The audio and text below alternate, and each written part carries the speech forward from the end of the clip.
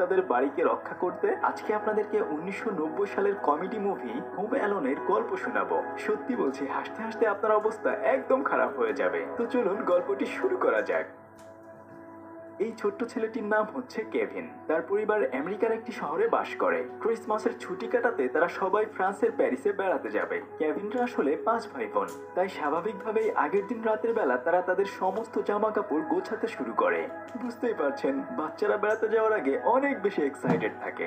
সেখানে গিয়ে তারা কি করবে, কিভাবে যাবে, আরো আরো অনেক কিছু। কেভিনের বোন তখন তাকে বলে, ওখানে গিয়ে কিন্তু তোকে ফুলারের সাথে ঘুমাতে হবে। তবে তোকে একটা গোপন কথা বলি, ফুলার কিন্তু রাতের বেলায় ঘুমিয়ে ঘুমিয়ে জমিতে পানি দেয়, মানে হচ্ছে বিছানায় হিসু করে। তখন কেভিন বলে, তাইলে ওর সাথে আমি ঘুমাবো না। সে তখন চিৎকার করে বলতে থাকে, আমি এই বাড়ির ছোট ছেলে বলে সবাই আমার সাথে এমন করে। কবে যে আমি অনেক বড় হব আর একা একা থাকবো, দিনগুলো অনেক মজার হবে। আসলে আমরা যখন ছোট থাকি তখন বড় হওয়ার জন্য পাগল হয়ে যাই, আর বড় হওয়ার পরে বুঝতে পারি, ইস, ছোটবেলায় আমাদের অনেক বেশি ভালো ছিল। যাই হোক, কেভিন তখন তার বড় ভাই বাজের কাছে গিয়ে বলে, ভাইয়া, আমি কি রাতের বেলায় তোমার সাথে ঘুমাতে পারি? তখন সে বলে, পিচ্চি শয়তান, সারাদিন আমার পিছনে আঙ্গুল দিয়ে বেড়াস, তোকে তো আমি আমার সাথে রাখবো না, যা ভাগ এখান থেকে। যাই হোক, তখন ওখানে একজন পুলিশ অফিসার চলে আসে। সে এসে কেভিনের বাবাকে বলে, আপনারা যেহেতু সবাই বেড়াতে যাচ্ছেন, তাই আপনাদেরকে সতর্ক করতে এলাম, কেননা কয়েকদিন ধরে এই এলাকায় অনেক বেশি চুরি হচ্ছে। পুলিশটারা একটু চিনে রাখেন কিন্তু আপনারা। হ্যাঁ, সেদিন রাতের বেলায় খাওয়ার জন্য তারা পিৎজা অর্ডার করে। পরিবারের সবাই মিলে তখন তারা একসাথে রাতের খাবার খেতে বসে, কিন্তু কে যেন কেভিনের পছন্দের পিৎজাটি খেয়ে ফেলে। তখন সে সেটা খুঁজতে থাকে। কিছুক্ষণ পরে সে দেখে তার বড় ভাই বাজ তার পিৎজা খেয়ে ফেলেছে। সে তার ভাইকে জিজ্ঞেস করে, ভাইয়া, তুমি কেন আমার পিৎজা খাইছো? তখন তার ভাই বলে, তাইলে এক কাজ করি, আমি বমি করে সেটা বের করে দেই, তাহলে তুই তোর পিৎজা ফেরত পেয়ে যাবি। এক শালা পিশাচ। এই কথা শুনে কেভিন তার ভাইয়ের উপর আক্রমণ করে বসে, আর তখনই টেবিলে রাখা খাবারগুলো একদম নষ্ট হয়ে যায়। মুহূর্তের মধ্যে সেখানে একটা তুলকালাম অবস্থা তৈরি হয়ে যায়। তার মা এসে তখন তাকে বকাঝকা করতে থাকে। স্বাভাবিকভাবেই বাড়ির ছোট ছেলের উপর দিয়ে সব ঝড় ওঠে, তাই না? কিছু হইলে যেন বাড়ির ছোট ছেলেটার সব দোষ। আহারে, আমার ছোট ভাই বোনের জন্য খুব মায়া হচ্ছে। যাই হোক, তার মা তখন রাগ করে তাকে উপরের একটি রুমে নিয়ে যায়। তখন কেভিন বলতে থাকে, আম্মু, তুমি বিশ্বাস করো, আমি ছোট বলে সবসময় ওরা আমাকে ভেজালে ভাষায় দেয়। তোমরা সবাই আমাকে অনেক বেশি অপছন্দ করো। আমি এমন পরিবার আর পছন্দ করি না। একা একা থাকতে আমার ভালো লাগে। তখন তার মা তাকে 3 তলার উপরে একটি রুমে রেখে দেয়। সে তখন নিজের রুমে একা একা বসে দোয়া করতে থাকে, এই তো অ্যাকনিস টার্চেল, এতে আমার ত্বক ফর্সা ও নরম হবে না, শুধু ব্রণ দূর করবে। এতে রয়েছে ক্লিন্ডামাইসিন এবং নিকোটিনামাইড, যা ব্রণ দূর করে। ব্ল্যাক হেডস, হোয়াইট হেডস ও তৈলাক্ততা দূর করুন। মাত্র 7 দিনে ত্বক উজ্জ্বল করুন। অ্যাকনিস টার্চেল, অ্যাকনে স্পেশালিস্ট। থাকে সবাই যদি হঠাৎ করে একদিন উধাও হয়ে যেত, তাইলে আমি এই বাড়ি একাই রাজত্ব করতাম। এগুলো ভাবতে ভাবতেই সে ঘুমিয়ে পড়ে। সকালবেলা তাদের বাড়ির সামনে এয়ারপোর্টের গাড়ি চলে আসে, কিন্তু তারা ঘুম থেকে উঠে দেখে 8টা বেজে গেছে, কেননা রাতের বেলায় ঝড়ের কারণে বিদ্যুৎ না থাকায় তাদের অ্যালার্ম বাজে না। তখন তারা খুব তড়িঘড়ি করে গাড়িতে উঠে পড়ে, কেননা একটু দেরি হলেই তারা ফ্লাইট মিস করবে। এয়ারপোর্টের দিকে খুব দ্রুত দৌড়ে গিয়ে তারা তাদের প্লেন ধরে। এদিকে বেচারা কেভিন ঘুম থেকে উঠে সবাইকে খুঁজতে থাকে। সে দেখে তাদের পুরো বাড়ি একদম ফাঁকা। এক এক করে বাড়ির প্রতিটি রুম সে খুঁজতে থাকে, কিন্তু সে কাউকে খুঁজে পায় না। তারপর সে দৌড়ে নিচে আসে তাদের গ্যারেজে গাড়ি দেখার জন্য। সে দেখে তাদের গাড়ি দুটি দিব্যি ওখানে রয়েছে। তখন সে ভাবে, যাক, ওরা এখনো এয়ারপোর্টে যায়নি। ঘরে ফিরে এসে সে মনে করতে থাকে তার পরিবারের সবাই তার সাথে কেমন কেমন ব্যবহার করে। সে একটা শয়তানি হাসি দিয়ে বলে, হে হে, আমি আমার পরিবারকে উধাও করে দিয়েছি। এই খুশিতে সে খাটের উপর গিয়ে নাচতে থাকে। পুরো বাড়ি জুড়ে সে একা একা চিল্লাতে চিল্লাতে বলতে থাকে, ইয়াহু, আজ থেকে আমি মুক্ত, আমাকে আর কেউ জ্বালাইতে পারবা না। এরপর সে লুকিয়ে লুকিয়ে তার বড় ভাই বাজের রাখা প্লে কার্ড গুলো দেখতে থাকে। একটা দেখেই সে বলে, ইয়া, কি পচা আর গরিব মানুষ ওরা, কারো গায়ে কোনো জামা কাপড় নাই। বুঝতেই পারছেন। একটু পরে সে একটা ছবি পেয়ে যায়। ওটা হাতে নিয়ে সে বলে, বাজ, তোর গার্লফ্রেন্ড দেখতে খুবই বাজে। তারপর সে চিল্লাতে চিল্লাতে বলতে থাকে, বাজ, এদিকে আয়, দেখে যা, আমি তোর ট্রাঙ্কে রাখা সব গোপন জিনিস দেখে ফেলেছি। এরপর মনের সুখে সে খাবার খেতে খেতে টিভি দেখতে থাকে। যাই হোক, এবার আমরা গল্পে চলে আসি। আকাশে যখন প্লেন উঠছে, হঠাৎ তার মায়ের মনে পড়ে, হায় রে, গতকালকে তো কেভিনকে উপরে রেখে এসেছিলাম, আসার সময় তোকে নিয়ে আসিনি। কি আর করা, এখন তো অনেক বেশি দেরি হয়ে গেছে। রাতের বেলায় দুজন চোর বলতে থাকে, এই বাড়ির মানুষজন সবাই বেড়াতে গেছে। কি আপনারা চিনতে পারছেন? এই চোরটাই কিন্তু পুলিশ সেজে কেভিনের বাড়িতে গিয়েছিল সবকিছু দেখতে। যাই হোক, এরপর তারা লুকিয়ে লুকিয়ে কেভিনের বাড়িতে যায়। তখনই কেভিনের ঘুম ভেঙে যায়। সে চোরগুলোকে দেখে খুব দ্রুত তাদের ঘরের সবগুলো লাইট জ্বালিয়ে দেয়। এরপর সে ভয়ে খাটের নিচে চুপচাপ করে লুকিয়ে থাকে। কিন্তু চোরগুলো মনে করে হয়তো বাড়িতে এখনো মানুষ আছে, তাই তারা ভয় পেয়ে দ্রুত ওখান থেকে চলে যায়। একটু পরে কেভিন বুকে সাহস নিয়ে বাড়ির বাইরে এসে চিৎকার করে বলতে থাকে, আয় চোরের দল, তোরা কোথায় কে আছিস? সাহস থাকলে আমার সামনে আয়। ঠিক তখনই তার সামনে তার পাশের বাড়ির একজন লোক বিশাল একটা বেলচা নিয়ে আসে। তাকে দেখে সে চিৎকার করে আবার ঘরের ভিতর ঢুকে লেপ মুড়ি দিয়ে ভয় পেয়ে লুকিয়ে থাকে। এদিকে কেভিনের মা এয়ারপোর্টে নেমে একটা টেলিফোন বুথ থেকে তাদের বাড়িতে কল করে, কিন্তু বিদ্যুৎ না থাকার কারণে সে কেভিনের সাথে যোগাযোগ করতে পারে না। এরপর নিরুপায় হয়ে তারা পুলিশের সাথে যোগাযোগ করে। একজন পুলিশ আসে কেভিনের খোঁজ নিতে, কিন্তু কেভিন মনে করে হয়তো আবার সেই চোরগুলো তাদের দরজায় খটখট করছে, তাই সে তখন ঘরের মধ্যে চুপচাপ লুকিয়ে থাকে। কেভিনের মা তার জন্য অনেক বেশি চিন্তিত হয়ে যায়। সে তখন প্যারিস থেকে তাদের বাড়িতে ফেরত আসার জন্য ফ্লাইট খুঁজতে থাকে, কিন্তু যেহেতু ছুটির সময় চলছিল তাই তারা কোনো ধরনের ফ্লাইট ফাঁকা পায় না। তখন তার বাবা তার মাকে বলে, চলো এখান থেকে আমরা আগে আমার ভাইয়ের বাসায় যাই, তারপর একটা ব্যবস্থা করা যাবে। কিন্তু বোঝেনি তো, মায়ের মন কি আর সহজে মানে। তখন কেভিনের মা এয়ারপোর্টেই থেকে যায়। যদি কখনো কোনো ফ্লাইট ফাঁকা পায় তখন সে বাড়িতে চলে আসবে। কেভিন তো এদিকে ফাঁকা বাড়িতে সেই মাস্তি করছে। রুমে থাকা বড়দের যত ধরনের পারফিউম, শ্যাম্পু আর কন্ডিশনার ছিল সে সবগুলোই ব্যবহার করছে। তখন সে বলে, ইস রে, সকালে তো আমি ব্রাশ করি নাই, কিন্তু আমি তো আমার ব্রাশ খুঁজে পাচ্ছি না। আচ্ছা চিন্তা নাই, আমি বাজেট জমানো টাকা দিয়ে একটা ব্রাশ কিনে নেব। এরপর সে সাজুগুজু দিয়ে একদম ফুলবাবু হয়ে বাজেট টাকা চুরি করতে যায়, কিন্তু সে সাইজে ছোট হওয়ার কারণে টাকার বাক্স নাগল পাচ্ছিল না। তাই সে কাঠের তাক বেয়ে টাকা আনতে গেলেই ধপাস করে সেগুলো ভেঙে নিচে পড়ে যায়, আর ওখানে অ্যাকুরিয়ামে রাখা মাকড়সাটি কাঁচ ভেঙে গেলে বের হয়ে যায়। ওদিকে চোর দুটি কেভিনের পাশের বাসায় চুরি করছিল। ঠিক তখনই ওখানে টেলিফোনে একটা ভয়েস মেসেজ চলে আসে। আসলে কেভিনের বাবা তার প্রতিবেশীকে ভয়েস মেসেজে বলে, আমরা প্যারিসে পৌঁছে গেছি, এটা আমাদের নতুন নাম্বার। তখন চোর দুটি বুঝে যায় আসলে ওই বাড়িতে মানুষ নেই, তারা কাল রাতে শুধু শুধু ভয় পেয়েছিল। কেভিন তখন একটা দোকানে যায় ব্রাশ কেনার জন্য। কিছুক্ষণ পরে সে যখন দোকানদারের কাছে ব্রাশের দাম জিজ্ঞেস করতে যাবে, ঠিক তখনই ওখানে কেভিনের সেই প্রতিবেশী চলে আসে। কেভিন ওনাকে দেখে ভয় পেয়ে সেখান থেকে পালিয়ে যায়। তখন দোকানদার মনে করে কেভিন একজন চোর, তাই তারা চোর চোর বলে চিৎকার করতে থাকে। এরপর একজন পুলিশ কেভিনকে ধরার জন্য দৌড়াতে থাকে, তবে সবার চোখ ফাঁকি দিয়ে সে ওখান থেকে পালিয়ে আসে। কিছুক্ষণ পরে সেই চোরগুলো একটা বাসায় চুরি করে বাড়ি ফিরছিল। কেভিন তখন তার নতুন ইয়ার্ড রেডিওস এক্সোটিক ন্যাচারাল ফ্লাওয়ার্সের সুগন্ধের সাথে। ইয়ার্ড রেডিওস এখন 90% ন্যাচারালি ডিরাইভড, নেচারের মতো ফ্রেশনেস সর্বদা। অনুভব করুন ইয়ার্ডলি বডি মিস্টের নতুন রেঞ্জ। তখন তাদের গাড়ির সামনে এসে পড়ে। তখন একজন চোর দাঁত বের করে কেভিনকে মেরি ক্রিসমাস জানায়। কেভিন তখন সেই সোনালী কালারের দাঁত দেখেই বুঝে ফেলে এই চোরগুলোই কাল রাতে তাদের বাড়িতে গিয়েছিল। তখন চোরটাও মনে মনে বলতে থাকে, এই বাচ্চাটিকে আমি কোথায় যেন দেখেছি। এরপর তারা কেভিনের পিছু নেয়। কেভিন তখন চালাকি করে দৌড়ে তাদের বাড়ির সামনে না গিয়ে বরং একটা চার্চের সামনে লুকিয়ে থাকে। চোরগুলো তখন বলে, আরে আমরা চোর হইতে পারি, কিন্তু আমরা তো ভালো মানুষ, ছেলেটি মনে হয় চার্চে লুকিয়ে আছে, আমাদের চার্চে যাওয়া উচিত নয়।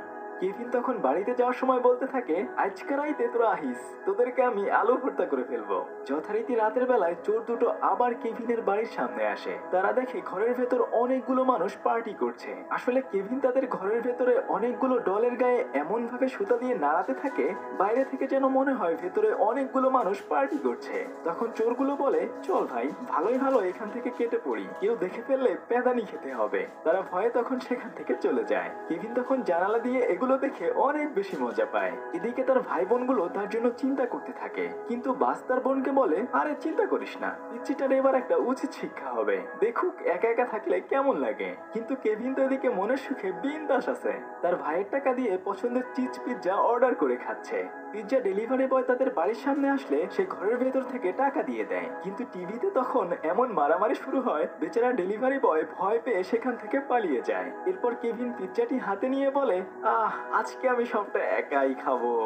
যাই হোক, কেভিনের মা এয়ারপোর্টে যাত্রীদের কাছে অনুরোধ করে একটা টিকিট ম্যানেজ করে নেয়। কেভিন রাতের বেলায় তাদের ফ্যামিলি ফটো হাতে নিয়ে বলতে থাকে, আব্বু আম্মু তোমরা কোথায়, খুব দ্রুত তোমরা ফিরে এসো, আমি আর কখনোই শয়তানি করব না, তোমাদেরকে না ভীষণ মিস করছি।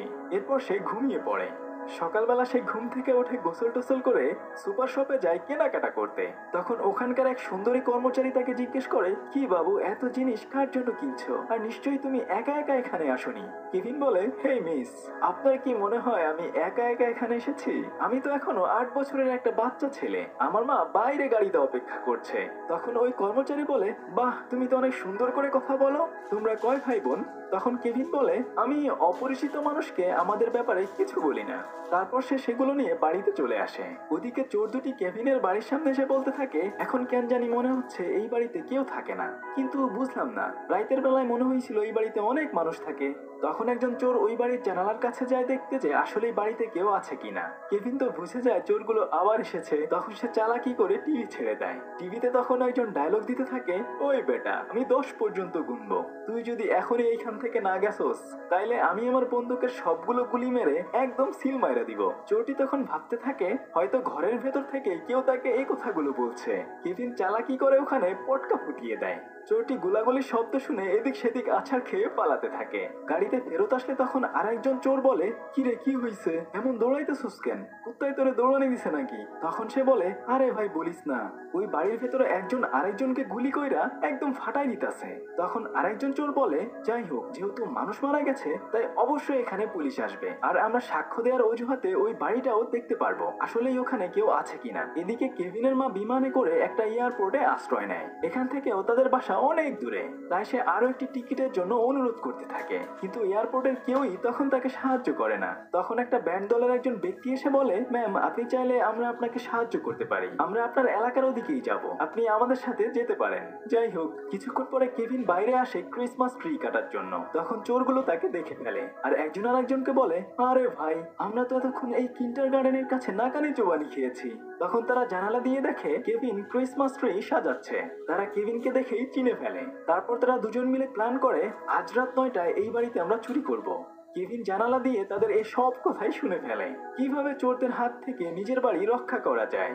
কিছুক্ষণ পরে হাঁটতে হাঁটতে সে একটা চার্চে চলে আসে প্রার্থনা করার জন্য। তবে একটু পরে সে তাদের সেই প্রতিবেশীকে দেখতে পায়। শুরুর দিকে তাকে দেখে সে অনেক বেশি ভয় পেয়ে যায়, কিন্তু ওই বৃদ্ধ ব্যক্তিটি তার সাথে খুবই ভালো ব্যবহার করে। সে কেভিনকে উপদেশ দেয়, দেখো, জীবনে কোনো কিছুতে আমরা ভয় পেলে সেটা জয় করতে পারি না। এরপর তাদের দুজনের মাঝে ভালো একটা বন্ধুত্বপূর্ণ সম্পর্ক গড়ে ওঠে। কেভিন তখন মনে মনে বলে, শালা চোরগুলো, আজকে রাতে এই ছোট বাচ্চার সাহসিকতা দেখতে পাবি। এরপর সে হাসি খুশি ভাবে দৌড়ে বাড়িতে চলে আসে। ঘরের ভেতরে ঢুকেই সে বলতে থাকে, এটা আমার বাড়ি, আর অবশ্যই আমার বাড়ি আমাকেই রক্ষা করতে হবে। এরপর সে পরিকল্পনা শুরু করে দেয়। সিঁড়িতে সে এক বোতল তেল ছিটিয়ে রাখে। তারপর সে হিটার গরম করে দরজার সাথে লাগিয়ে দেয়। বাড়ির যেখানে সেখানে সে পেরেক পুঁতে রাখে। পিচ্চি বাচ্চার কিন্তু অনেক বুদ্ধি আছে, তাই না বলুন? কমেন্ট করে জানাতে ভুলবেন না কিন্তু। রাত যখন ঠিক 9টা বাজে তখনই ওই চোরগুলো তাদের বাড়ির সামনে চলে আসে।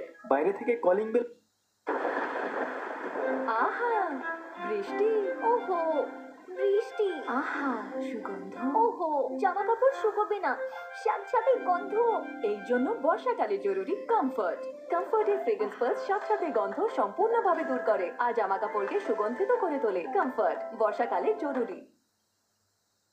বেল বাজিয়ে বলতে থাকে, পিচ্চি সোনা, আমরা জেনে গেছি তুমি বাড়িতে একাই আছো, ভালোই ভালোই দরজা খুলে দাও। কেভিন তখন তার ভাইয়ের খেলনা বন্দুকের নল বের করে বড় চোরটির একদম পার্সোনাল ব্যাংকে আঘাত করে। চোর বেচারা তখন তার সম্পত্তি ধরে বলতে থাকে, উ বাবারে, মারে, আমি গেছি রে, আমার ভবিষ্যৎ একদম অন্ধকার হয়ে গেছে রে। তখন সে তার আরেক চোর বন্ধুকে বলে, যা তুই এখন ওই পিচ্চিটাকে ধরে নিয়ে আয়। সে তখন দরজার কাছে ছোট্ট একটা ফুটো দিয়ে যখন তার মাথা ঢোকায়, কেভিন তখনই তার 4 ইঞ্চি কপালের 12টা বাজিয়ে দেয়। তখন চোরটি বলে, এসব লুকোচুরি বাদ, তুই বেসমেন্ট দিয়ে ঢুকবি আর আমি সামনের দরজা দিয়ে ঢুকবো।